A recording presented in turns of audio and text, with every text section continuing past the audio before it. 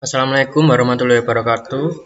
Perkenalkan, nama saya Tivan Haridewanto, nomor induk mahasiswa 2018-01-0061 dari Fakultas Hukum Universitas Islam Batik Surakarta, ingin mempresentasikan proposal skripsi yang berjudul Analisis Yuridis Tindak Pidana Narkotika Jenis Terbaru pada Putusan Pengadilan Negeri Yogyakarta pada kasus nomor 150 pidana khusus _2018 Pengadilan Negeri Yogyakarta. Yang pertama, saya akan menjelaskan latar belakang masalah. Perkembangan penggunaan narkotika pada dewasa ini yang semakin meningkat dan tidak untuk tujuan kepentingan pengobatan atau kepentingan ilmu pengetahuan, bertujuan memperoleh keuntungan yang sangat besar. Tujuan tersebut di atas tercapai melalui lalu lintas perdagangan narkotika ilegal, baik transaksi yang bersifat transisional maupun transaksi yang bersifat internasional. Transaksi transisional ialah transaksi lintas batas di antara dua atau lebih negara. Sedangkan transaksi internasional ialah bentuk transaksi yang sudah bersifat global, baik lingkup maupun jaringannya. Ancaman dan bahaya perkembangan narkotika terhadap kesehatan masyarakat dapat terjadi sebagai efek samping dari pemakaian narkotika secara terus-menerus dan tidak terawasi jika tidak segera dilakukan pengobatan dan pencegahannya. Menimbulkan efek ketergantungan, baik ketergantungan fisik maupun psikis yang sangat kuat terhadap pemakaiannya. Akibat negatif tersebut di atas merupakan tanggung jawab bersama seluruh negara untuk menanggulanginya. Tanggung jawab tersebut sudah merupakan bagian integral dalam kehidupan masyarakat modern. Bahkan dapat dikemukakan tidak ada satupun negara di dunia berhendak melindungi tindak pidana pada umumnya dan pada khususnya tindak pidana narkotika sehingga luput dari jangkauan hukum. Selanjutnya, setiap tindak pidana akan menimbulkan pertanggungjawaban secara pidana bagi pelakunya. Untuk sampai pada suatu kesimpulan bahwa pelaku dikatakan bertanggung jawab atas perbuatannya, penegak hukum harus berpedoman pada Kitab Undang-Undang Hukum Acara Pidana (KUHP) sebagai hukum pidana formil yang mengatur tata beracaranya. Tujuan dari hukum acara pidana dalam pedoman pelaksanaan KUHP yang dikeluarkan oleh Menteri Kehakiman adalah sebagai berikut. Tujuan dari hukum acara pidana adalah mencari dan mendapatkan atau setidak-tidaknya mendekati kebenaran material. Ialah kebenaran yang selengkap-lengkapnya dari suatu perkara pidana dengan menerapkan ketentuan hukum acara pidana secara jujur dan tepat dengan tujuan untuk mencari siapakah pelaku yang dapat didakwakan melakukan suatu pelanggaran hukum. Dan selanjutnya meminta memeriksa dan 5 putusan dari pengadilan guna menemukan apakah terbukti bahwa suatu tindak pidana telah dilakukan dan apakah orang yang didakwakan itu dapat dipersalahkan. Selanjutnya, rumusan masalah. Berdasarkan latar belakang masalah yang telah dikemukakan di atas, maka permasalahan yang menjadi dasar penelitian ini adalah: 1. Bagaimana pertanggungjawaban pidana pelaku tindak pidana penyalahgunaan narkotika jenis terbaru. 2. Bagaimana pemidanaan terhadap pelaku tindak pidana penyalahgunaan narkotika jenis terbaru. Selanjutnya, tujuan penelitian. Adapun tujuan dari dilakukannya penelitian ini adalah: 1. Untuk mendeskripsikan pertanggungjawaban pidana pelaku tindak pidana penyalahgunaan narkotika jenis terbaru. 2. Untuk mengetahui pemidanaan terhadap pelaku tindakan pidana penyalahgunaan narkotika jenis terbaru. Selanjutnya, manfaat penelitian. Penelitian ini diharapkan akan mempunyai kegunaan yang antara lain sebagai berikut. Manfaat teoritis: memberikan sumbangan pemikiran dalam usaha mengembangkan ilmu pengetahuan di bidang hukum pada umumnya dan ilmu hukum pidana khususnya mengenai hal yang berkaitan dengan pertanggungjawaban pidana pelaku tindak pidana penyalahgunaan narkotika jenis terbaru. B. Manfaat praktis, dapat memberikan informasi atau gambaran kepada pihak penyidik khususnya mengenai pengaturan hukum dalam rangka penyidikan pertanggungjawaban pidana pelaku tindak pidana penyalahgunaan narkotika jenis terbaru. Selanjutnya, landasan teori. 1. Ruang lingkup tentang pertanggungjawaban pidana. Pengertian pertanggungjawaban pidana mengandung asas kesalahan, asas kulpabilitas yang didasarkan pada keseimbangan monodualistik, bahwa asas kesalahan yang didasarkan pada nilai keadilan harus disejajarkan berpasangan dengan asas legalitas yang didasarkan pada nilai kepastian. Nomor 2, unsur pertanggungjawaban pidana. 1. Kesalahan. Seseorang melakukan sesuatu perbuatan yang bersifat melawan hukum atau melakukan sesuatu perbuatan mencocoki dalam rumusan undang-undang hukum pidana sebagai perbuatan pidana, belum berarti bahwa dia langsung dipidana. Mungkin dipidana yang tergantung kepada kesalahannya. Nomor 2. Kemampuan bertanggung jawab. Kemampuan bertanggung jawab merupakan unsur atau dalam kurung elemen kesalahan. Karena untuk membuktikan adanya kesalahan, unsur tadi harus dibuktikan pula. Oleh sebab itu, pada umumnya orang-orang adalah normal batinnya dan mampu bertanggung jawab, maka unsur ini dianggap diam-diam selalu ada, kecuali kalau ada tanda-tanda yang menunjukkan bahwa terdakwa mungkin jiwanya tidak normal. Selanjutnya, 3. Ruang lingkup tentang narkotika. Tindak pidana narkotika. Pengertian tindak pidana atau banyak dikemukakan oleh para ahli hukum, yang mana pengertian tersebut dibagi menjadi dua pandangan, yaitu pandangan monistis dan pandangan dualistis. Penggolongan jenis narkotika yang lebih terperinci diatur dalam ketentuan pasal 6 ayat dalam kurung 1 Undang-Undang Nomor 35 Tahun 2009 tentang narkotika, dan penjelasannya bahwa jenis-jenis narkotika dapat digolongkan menjadi 3 golongan, yaitu A. Narkotika golongan 1. Narkotika golongan adalah narkotika yang hanya dapat digunakan untuk tujuan pengembangan ilmu pengetahuan dan tidak digunakan dalam terapi, serta mempunyai potensi sangat tinggi mengakibatkan ketergantungan. Dapat jenis narkotika golongan 1 dalam Undang-Undang Narkotika dalam lampiran 1 disebutkan ada 65 jenis. B. Narkotika golongan 2.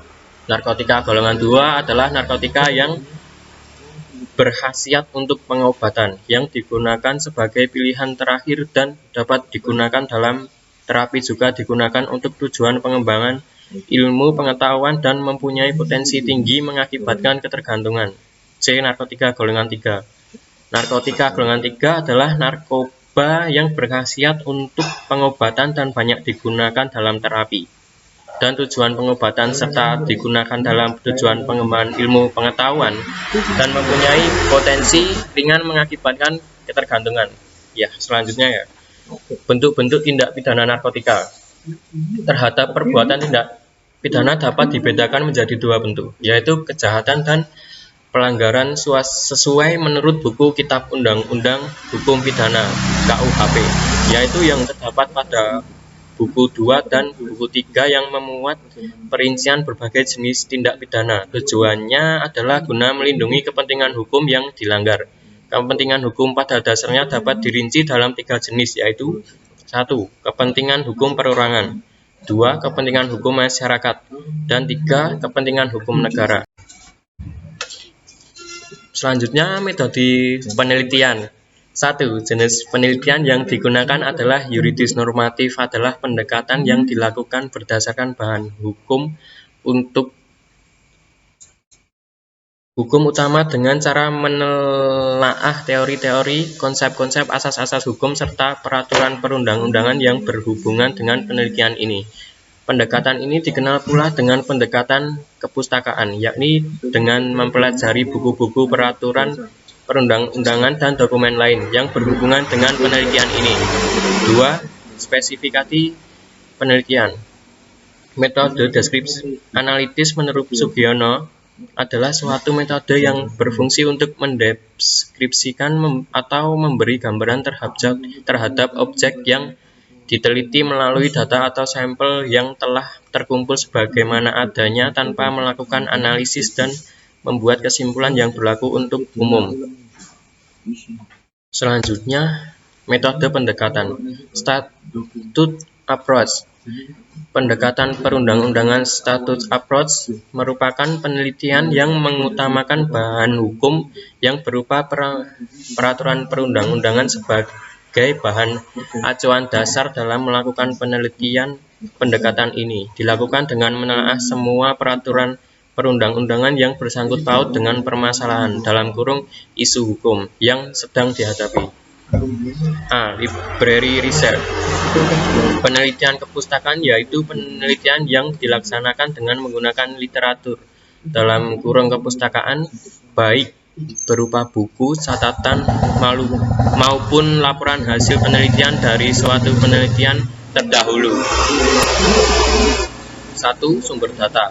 A. Sumber data primer, data yang berupa sejumlah keterangan atau fakta yang secara langsung diperoleh dari tokoh yang berkaitan atau berhubungan langsung dengan masalah penelitian. Di Pengadilan Negeri Tegal yang menangani langsung kasus pertanggungjawaban pidana tindak pidana penyalahgunaan narkotika jenis terbaru. 2. Bahan hukum primer. Bahan hukum primer adalah bahan hukum yang mengikat terdiri dari peraturan perundang-undangan yang berlaku atau ketentuan-ketentuan yang berlaku sehubungan dengan itu, maka bahan hukum primer yang digunakan adalah A. Kitab Undang-Undang Hukum Pidana, B. Undang-Undang Nomor 35 Tahun 2009 tentang Narkotika, C. Undang-Undang Nomor 2 Tahun 2002 tentang Kepolisian Negara Republik Indonesia. 1. Bahan hukum sekunder.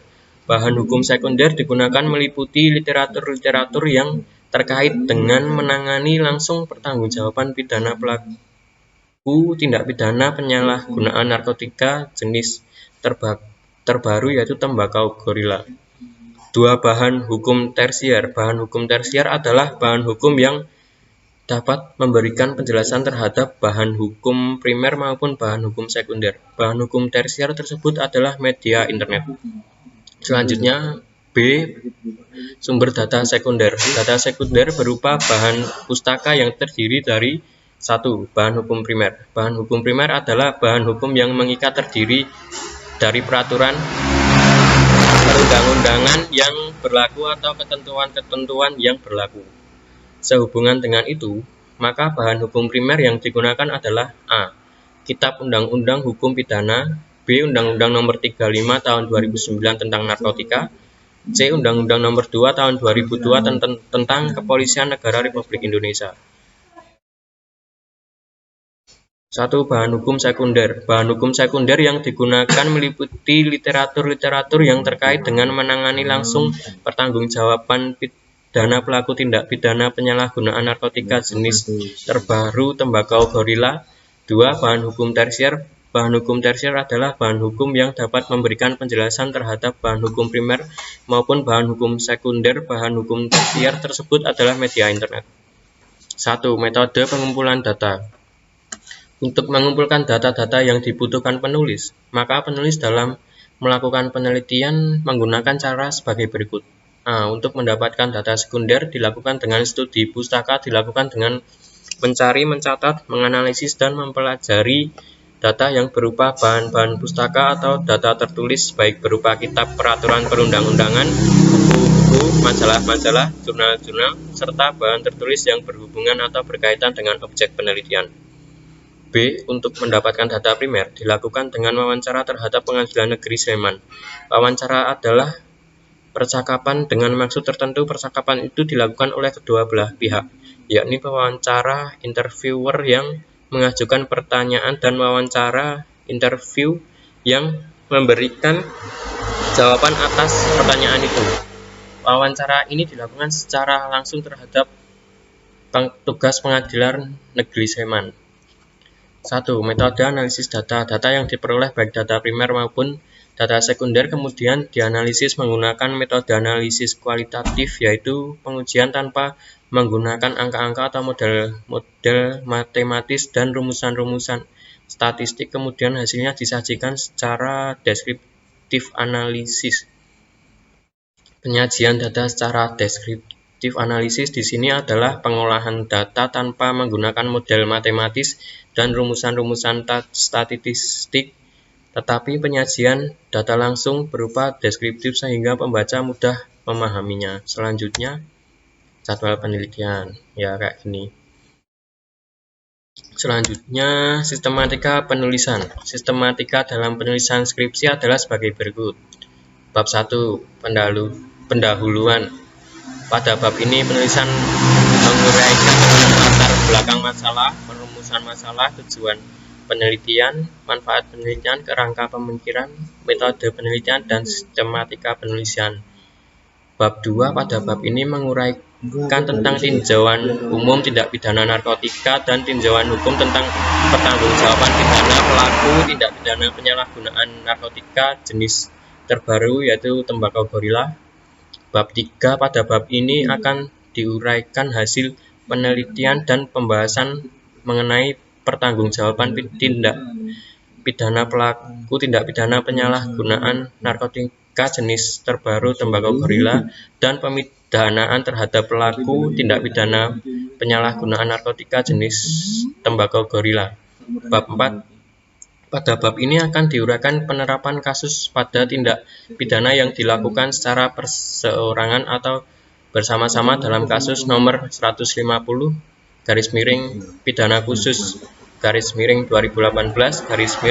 Pengadilan Negeri Yogyakarta dalam pertimbangan hakim dalam memutuskan perkara pidana nomor 150 pidana khusus _2018 Pengadilan Negeri Yogyakarta.